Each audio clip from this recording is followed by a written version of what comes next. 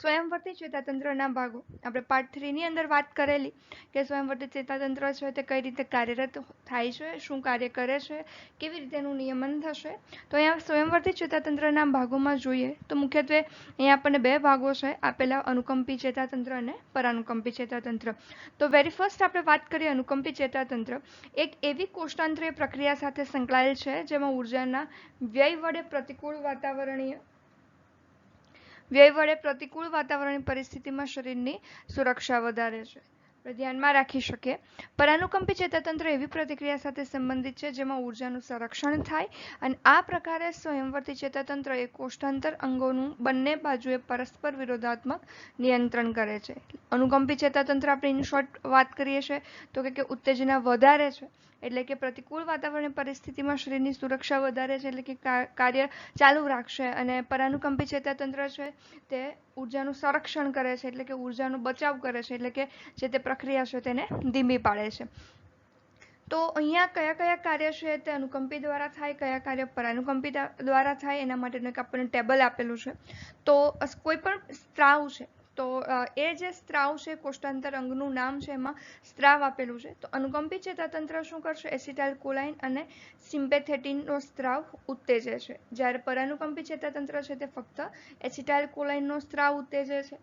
આંખની કીકીમાં અનુકંપી ચેતાતંત્ર શું કામ કરશે તો કે વિસ્તરણ વધારશે, પરાનુકંપી છે તેને સંકોચન કરશે. હૃદય તો ધબકારા વધારે છે, અહીંયા ધબકારા ઘટાડે છે. એડ્રિનલ ગ્રંથિ તો કે એડ્રિનલ ગ્રંથિમાં અનુકંપી ચેતાતંત્ર છે તે ઉત્તેજે છે તેના સ્ત્રાવને, જ્યારે પરાનુકંપી ચેતાતંત્ર છે તે સ્ત્રાવને અટકાવે છે. લાળના સ્ત્રાવમાં તો કે લાળ ગ્રંથિ અને પાચક ગ્રંથિના સ્ત્રાવને અટકાવે છે. તમે આ એક માત્ર કામ છે જે અનુકંપી ચેતાતંત્ર અટકાવવાનું કામ કરે છે. તમે બાકીના બધા જોશો તો તમને ધ્યાનમાં આવશે કે બાકીના બધામાં ઉત્તેજનાઓ વધારે છે, સ્ત્રાવ ઉત્તેજે છે, જ્યારે લાળ ગ્રંથિ અને પાચક ગ્રંથિના સ્ત્રાવને અટકાવવો. ખરેખર અહીંયા લાળ ગ્રંથિ અને પાચક ગ્રંથિના સ્ત્રાવને અટકાવવો એ શું કરે છે તો કે પાચનની જે લાક્ષણિકતા છે એની અંદર ઉત્તેજના વધારે છે. આપણે કહીએ કે એનો જે એક વખત સ્ત્રાવ થઈ ગયા પછીની ઘટના છે, જેથી કરીને અહીંયા ઉત્સેચકો પ્રોપર રીતે મિક્સ થઈ શકે. જ્યારે પરાનુકંપી ચેતાતંત્ર છે તે સ્ત્રાવને ઉત્તેજે છે. બાકીના બધા કાર્યમાં એમાં ઘટાડો થાય છે, જ્યારે અહીંયા ઉત્તેજના થતી જોવા મળે છે. ફેફસા અને શ્વાસનળીની સૂક્ષ્મ વાહિનીમાં તો કે સરળ શ્વસન ક્રિયા માટે શ્વાસનળી અને સૂક્ષ્મ શ્વાસનળી અને ફેફસાનું વિસ્તરણ પ્રેરે, જ્યારે અહીંયા શું છે સંકોચન પ્રેરશે. પાચનમાર્ગમાં પરિસંકોચનને અવરોધે છે. તમે જોયું આ બીજું એક કાર્ય છે કે જે પાચન સંબંધિત છે અને અનુકંપી ચેતાતંત્રમાં અવરોધ થાય છે, જ્યારે પાચનમાર્ગમાં પરિસંકોચન ઉત્તેજે છે. પાચક ગ્રંથિનો સ્ત્રાવ અવરોધે આગળ આવી ગયો ઓલરેડી, પરસેવાના સ્ત્રાવને અટકાવે છે. પ્રસ્વેદ ગ્રંથિ અહીંયા પરસેવાના સ્ત્રાવને ઉત્તેજે છે. ખરેખર તો અહીંયા આવશે પાચન માર્ગમાં સંકોચન અવરોધે છે અને પાચક ગ્રંથિમાં આ કોમન આપણે ધ્યાનમાં લઈશું બંને માટે. પ્રસ્વેદ ગ્રંથિ પ્રસ્વેવાના સ્ત્રાવને ઉત્તેજે છે, આ પ્રસ્વેવાના સ્ત્રાવને અટકાવે છે. ઉત્થાપક પીલી સ્નાયુ ત્વચામાં સ્નાયુના સંકોચે છે જેથી રૂવાટા ઊભા થાય એટલે પ્રક્રિયાને ઉત્તેજિત થવું કહેવાય. જ્યારે અહીંયા ઉત્તાપક પીલીના સંકોચનને પ્રેરે છે. મૂત્રાશયના સ્નાયુને શિથિલ કરે છે, ઢીલા કરે છે, જ્યારે મૂત્રત્યાગ માટે સ્નાયુ સંકોચન પરાનુકંપી ઉત્તેજે છે. મળદ્વારનો મુદ્રિકા સ્નાયુ મળદ્વારના સંકોચન દ્વારા મળદ્વારને બંધ કરે છે, જ્યારે અહીંયા મળદ્વારના વિસ્તરણને પ્રેરે છે, જેથી કરીને મળત્યાગને ખોલે. પુરુષનું શિશ્ન બાહ્ય જનનાંગ સ્ખલન ઉત્તેજે છે અને અહીંયા સ્ખલન થાય છે, જ્યારે અહીંયા એને માત્ર ઉત્તેજિત સ્ખલન થતું રોકે છે અને અહીંયા જે વીર્યનો સ્ત્રાવ થઈ જતો જોવા મળશે. એટલે તમારે અહીંયા કઈ રીતે યાદ રાખી શકો કે તમે બે રીતે ટેબલ બનાવી દો કે કયા કામ ઉત્તેજે છે અનુકંપી અને કયા કામ નથી ઉત્તેજતું. કારણ કે સામાન્ય રીતે વધારે કામ શું છે તો કે અનુકંપી ચેતાતંત્ર ઉત્તેજે છે, પરાનુકંપી છે તે અવરોધે છે. તો આપણે એક્સેપ્શનલ જેટલા 2 થી 3 કામ છે એને યાદ રાખી લો કે આટલા પરાનુકંપી અવરોધે છે, આટલા અનુકંપી છે તે ઉત્તેજે છે. તો બાકીના બધામાં શબ્દ ઉત્તેજનું કે એનો સ્ત્રાવ થવો એવું આવે તો આપણે ડાયરેક્ટ જ લખી શકીએ પરાનુકંપી કે અનુકંપી. પરાવર્તી કમાન આગળની એક ડાયાગ્રામ આપણે જોઈ ગયા છે પાર્ટ 3 માં, તો તમને બહુ ઇઝીલી સમજાઈ જશે. પરાવર્તી કમાન એ ઓછામાં ઓછા એક સંવેદી ચેતાતંતુ અને એક ઉત્તેજક ચેતાતંતુ દ્વારા રચાયેલી એક શ્રેણીમય રચના છે. સંવેદી ચેતાતંતુ સંદેશાઓને સંવેદી અંગ દ્વારા મેળવે અને તેનું વહન પૃષ્ઠમણીય ચેતાતંતુ દ્વારા CNS ને કરે છે. આ ઉત્તેજક ચેતાતંતુ સંદેશાઓને CNS થી પ્રતિચારક અંગ સુધી પહોંચાડે. પરાવર્તી ક્રિયાને પૂરી કરવાના માર્ગને પરાવર્તી કમાન કહેવાય. સંવેદી તંતુઓ સંવેદી ઉર્મિવેગના વહન ભૂખરા દ્રવ્યમાં કરે છે. હોપફુલી હવે તમને ભૂખરું દ્રવ્ય શ્વેત દ્રવ્ય બહુ ક્લિયર થઈ ગયું હશે. આ સંવેદી ઉર્મિવેગો હવે ચાલક ઉર્મિવેગમાં ફેરવાય સ્નાયુઓ સુધી પહોંચે. આ સ્નાયુઓ ચાલક ચેતાકોષમાંથી મેળવેલ ચાલક ઉર્મિવેગ દ્વારા પરાવર્તી ક્રિયાને દર્શાવે છે. પરાવર્તી કમાન બે પ્રકારના હોય. એક છે મસ્તિષ્ક પરાવર્તી કમાન અને એક છે તે કરોડરજ્જુ પરાવર્તી કમાન. મસ્તિષ્ક પરાવર્તી કમાન શું થશે તો કે આ ક્રિયાઓ મસ્તિષ્ક દ્વારા પૂર્ણ થાય. આ ક્રિયા કરોડરજ્જુ દ્વારા પૂર્ણ થાય. બટ ઓબ્વિયસ આ ક્રિયામાં કોઈ તાત્કાલિકતા હોતી નથી. એનાલિસિસ માટે સમય ત્યાં આપે છે. જ્યારે કરોડરજ્જુમાં આપણે વાત કરી ગયા છે કે ત્વરિત જ્યારે નિર્ણય લેવાનો હોય તો એ કરોડરજ્જુમાં થતો હોય. તે ધીમી ગતિથી પૂરી થાય. તે ખૂબ ઝડપી પૂરું થાય છે. સારું ખાવાનું જોઈને મોંમાં પાણી આવવું આ મસ્તિષ્ક પરાવર્તી કમાન છે. સમય લાગે એવું નથી કે પાણી આવ્યું કે તરત ને તરત જ તમારે એ જમી લેવું. જ્યારે કરોડરજ્જુ પરાવર્તી કમાનમાં શું છે કાંટો વાગે તમે સેકન્ડના 10મા ભાગ કરતાં પણ ઓછા સમયમાં ત્યાંથી પગ હટાવી લો છો તો એ કરોડરજ્જુ પરાવર્તી કમાન છે. પૂર્વ અનુભવોના આધારે પરાવર્તી ક્રિયાનું વર્ગીકરણ શું છે તો કે શરતી પરાવર્તી ક્રિયા અને બિનશરતી પરાવર્તી ક્રિયા. બહુ બહુ બહુ ઇમ્પોર્ટન્ટ છે. આ આપણને આમાંથી નીટના સવાલો તમે પાસ્ટ યરના જુઓ તો તમને આમાંથી પ્રશ્નો મળશે ઘણા બધા. આ ક્રિયાઓ પૂરી કરવા માટે પૂર્વ અનુભવની શરતી પરાવર્તી ક્રિયામાં શું છે આ ક્રિયા કરવા માટે પૂર્વ અનુભવની જરૂર પડે.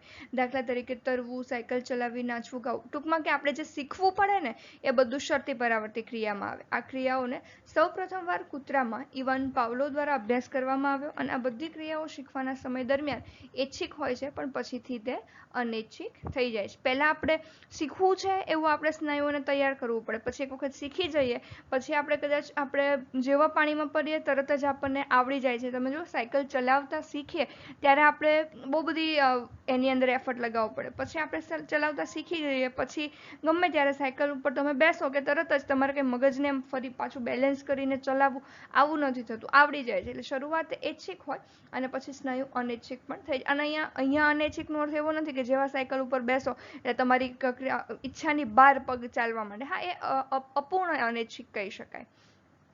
બિનશરતી પરાવર્તી ક્રિયા તેમાં પૂર્વ અનુભવની જરૂર પડતી નથી. જેમ કે છીંક આવવી, ખાંસી આવવી, બગાસું આવવું, વિજાતીય પાત્ર માટે જાતિ વ્યવહાર, પક્ષીઓમાં સ્થાનાંતરણ વગેરે. ચેતોપાગમના પ્રકારોને આધારે એકાકી ચેતોપાગમ, બહુ ચેતોપાગમીય પ્રકાર. આ પ્રકારના પરાવર્તી કમાનમાં સંવેદી ચાલક ચેતાકોષમાં સીધું ચેતોપાગમીય જોવા મળે છે.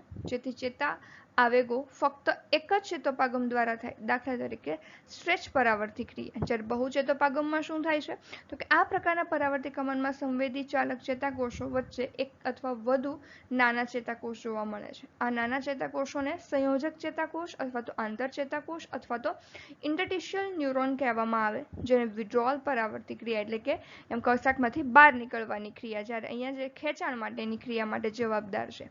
આ પ્રકારના પરાવર્તી કમાનમાં ચેતાવગોને એક કરતાં વધુ ચેતોપાગમ દ્વારા વહન થવું પડે છે. એક જ ચેતોપાગમીય ભાગમાંથી પ્રક્રિયા પૂર્ણ થતી નથી. હવે તો કે અહીંયાથી તો ટોટલ રિવિઝન ચાલુ થાય છે. અહીંયા ચેપ્ટર તો પૂરું થઈ ગયું.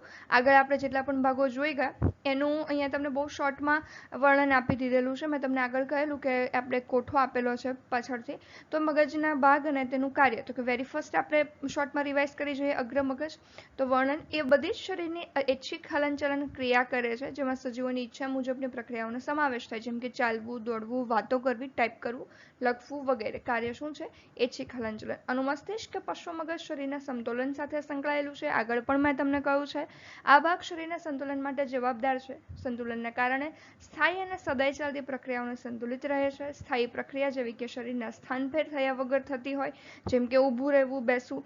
જો આપણું શરીર દરેક ક્ષણે સ્થાયીપણું ન ટકાવી રાખે ને તો આપણે પૃથ્વી એટલી ઝડપથી ચાલે છે ને કે આપણે હજારો કિલોમીટર પૃથ્વીની બહાર ફેંકાઈ જઈએ. એટલે આપણું શરીર ઓલવેઝ દરેક ક્ષણે સ્થાયી રહેવાની લાક્ષણિકતા દર્શાવે છે અને એના માટે જવાબદાર ગણી શકીએ આપણે અનુમસ્તિષ્ક. ચલિત ક્રિયા જેવી કે શરીરના સ્થાન ફેરને સંડોવે છે, જેમ કે દોડવું, ચાલવું વગેરે. હાઇપોથેલેમસ અને લંબમજ્જા, very very very important. Hypothalamus અને લંબમજ્જા, આને તમારે ગોખવું હોય, યાદ રાખવું હોય, લખવું હોય, જેમ તમારે તૈયાર કરવું હોય તેમ, પણ આ એક સેક્શન તમને કમ્પલસરી યાદ રાખવાનો રહેશે. જીવંત અને અનૈચ્છિક અંગોના કાર્ય કરે છે. અંગો જેવા કે હૃદય, ફેફસા, પાચન માર્ગ, યકૃત, મૂત્રપિંડ, પ્રજનન માર્ગ વગેરે આ ભાગ દ્વારા કાર્ય કરે. હૃદયના ધબકારા, ખોરાકનું પાચન માર્ગમાં વહન, ઉત્સર્જન, જન્યુજનન જેવી પ્રક્રિયાઓ આ ભાગ દ્વારા નિયંત્રિત થાય છે. જીવન અનૈચ્છિક અંગોના કાર્ય સાથે સંકળાયેલું છે. હાઇપોથેલેમસ શરીરના તાપમાનની જાળવણીને માટે જવાબદાર છે, જેને તાપ સંતુલન પણ કરે છે. પર્યાવરણીય પરિસ્થિતિઓ ફરતી રહે છે, પરંતુ શરીરનું તાપમાન +or- 37 °C જળવાઈ રહે. આવું તાપમાન સંતુલન જાળવવાનું કાર્ય આ કાર્ય મુખ્યત્વે કોનું ગણાવી શકાય? હાઇપોથેલેમસ, તાપમાન સંતુલન. હજી એક હાઇપોથેલેમસનું કાર્ય ગણીએ તો ભૂખ અને તરસની અનુભૂતિના કેન્દ્રો મગજના આ ભાગમાં આવે છે. ભૂખ અને તરસ. પિનિયલ ગ્રંથિ અને હાઇપોથેલેમસ સાથે જ્યારે હોય ત્યારે શરીરની 24 કલાકની દૈનિક ક્રિયાનું સમયસર સંતુલન. આપણે વાત કરી ગયા છે પિનિયલ ગ્રંથિને જૈવિક ઘડિયાળ કહેવાય. આ જૈવિક ઘડિયાળ તરીકે ઓળખી શકાય. જૈવિક ઘડિયાળ એટલે કે આપણા શરીરમાં માનો કે માદાની અંદર ઋતુસ્રાવ, શરીરમાં બાળકનો 9 મહિના ઉછેર થયા બાદ બાળકનો જન્મ કરાવવો, સમયાંતરે જે તે અંતઃસ્રાવનો સ્રાવ કરવો, સમયાંતરે અંતઃસ્રાવને બંધ કરવો, સવારે આપણે સમયસર જાગવું, સમયસર ભૂખ લાગવી વગેરે જેવી જે ક્રિયા છે તેને પિનિયલ ગ્રંથિ દ્વારા બેલેન્સ થતી હોય, જેને જૈવિક ઘડિયાળ તરીકે ઓળખી શકાય. હાઇપોથેલેમસ શરીરની નલિકાવિહીન ગ્રંથિ છે અને અંતઃસ્રાવી ગ્રંથિ કહેવાય છે. તેનું નિયંત્રણ આ ભાગ કરે છે. કેટલાક અંતઃસ્રાવ જેવા કે વૃદ્ધિ અંતઃસ્રાવ, ઓક્સિટોસિન, લ્યુટેનાઇઝિંગ હોર્મોન વગેરેનું નિયંત્રણ કરાવે છે. આમ છતાં બીજી કેટલીક અંતઃસ્રાવી ગ્રંથિ જે મગજની બહારના ભાગમાં છે તેનું પણ નિયંત્રણ કરે છે, જેમ કે થાઇરોઇડ ગ્રંથિ અને એડ્રિનલ ગ્રંથિ વગેરે. મેઇન તો અંતઃસ્રાવી ગ્રંથિની ક્રિયાનું નિયમન પણ કોના દ્વારા થાય છે? હાઇપોથેલેમસ દ્વારા. તો અહીંયા આપણે આ વસ્તુ ધ્યાન કે બૃહદ મસ્તિષ્ક મનુષ્યની વર્તણૂક, કલાત્મક પ્રવૃત્તિ, કલાત્મક વિચાર, નિર્ણય લેવાની શક્તિ, ઈચ્છાવૃત્તિ, તીવ્રતા, ત્વરિતતા અથવા વિચારો, ઉચ્ચ કાર્ય. મુખ્યત્વે જે આપણી એક સસ્તન કે મનુષ્ય હોવાની એક લાક્ષણિક છે બીજા સજીવ કરતાં અલગ ગણી શકીએ ને તો એક બૃહદ મસ્તિષ્કના કાર્યોની છે. બૃહદ મસ્તિષ્ક અથવા તો હિપોકેમ્પસ સૌ પ્રથમ કોઈ પણ માહિતી મગજમાં હંગામી ધોરણે સંગ્રહ થાય છે અને ત્યારબાદ આ માહિતીનો વારંવાર થતા તે યાદ રહી જાય છે, જે આપણે એને કાયમી મેમરી અથવા તો કાયમી યાદમાં એને કન્વર્ટ કરી શકીએ અથવા તો કહી શકીએ. સ્મૃતિ કયો ભાગ છે બૃહદ મસ્તિષ્કમાં? હિપોકેમ્પસ. બૃહદ મસ્તિષ્કમાં અગ્ર કપાલી ખંડ તો કે સ્પર્શ, દર્દ, તાપમાન, ધ્રુજારી, દબાણ અને સ્વાદ. શંખક કપાલી ખંડ દ્રષ્ટિ, પાર્શ્વ કપાલી ખંડ શ્રવણ અને ગંધ. હાઇપોથેલેમસ અને લિમ્બિક તંત્ર પ્રેમ, ગુસ્સો, નફરત, ઈર્ષા, નકારાત્મક વલણ વગેરે જેવા કાર્યનું ત્યાં નિયંત્રણ કરે. વિવિધ સંવેદના પૃથક્કરણ અને પ્રક્રિયા, લાગણી અને માનવ વર્તન સાથે આટલા ભાગો સંકળાયેલા છે. અહીંયા આપણે આ ચેપ્ટર છે તે કમ્પ્લીટ થાય છે, પણ આપણે ધ્યાનમાં રાખીએ કે આ ચેપ્ટરમાંથી દર વર્ષે ઓછામાં ઓછા 2 કે 3 પ્રશ્ન આવતા હોય છે જોડકા આધારિત. તો ખાસ આપણે માહિતીને યાદ રાખવાની છે. આને રિલેટેડ કોઈ પણ ક્વેશ્ચન હોય પૂછી લેજો, જેવી તમને વર્કશીટ મળે સોલ્વ કરી લેજો.